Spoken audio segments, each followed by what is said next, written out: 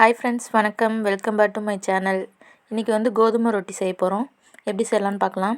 அதுக்கு 2 spoon oil, 1 spoon உளுத்தம்பருப்பு, 1 spoon கடலைப்பருப்பு, வெங்காயம் பொடியாக நறுக்கி வச்சுருக்கேன், கேரட், கோஸ், பீன்ஸு, பச்சை மிளகாய் எல்லாம் சேர்த்து நல்லா வதக்கிக்கலாம். ரொம்ப நேரம் வதக்க வேணாம், லைட்டாக வதக்கினா போதும். வதக்கி ஆற வச்சுக்கலாம். அதை அடுத்து ஒரு பவுல் எடுத்துக்கலாம்.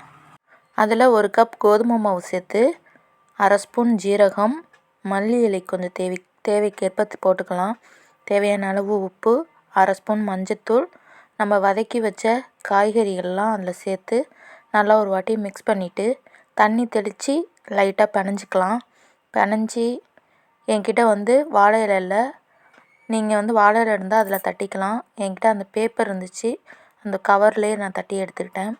தோசை தவாவில் எண்ணெய் தடவி போட்டு 2 சைடு வச்சு எடுத்தோம்னா நல்லா டேஸ்ட்டான கோதுமை ரொட்டி ரெடி. இது எல்லோரும் ட்ரை பண்ணி பாருங்கள் உங்கள் வீட்டில். உங்களுக்கு பிடிச்சிருந்துச்சுன்னா ஒரு லைக், ஒரு ஷேர் கொடுத்துருங்க.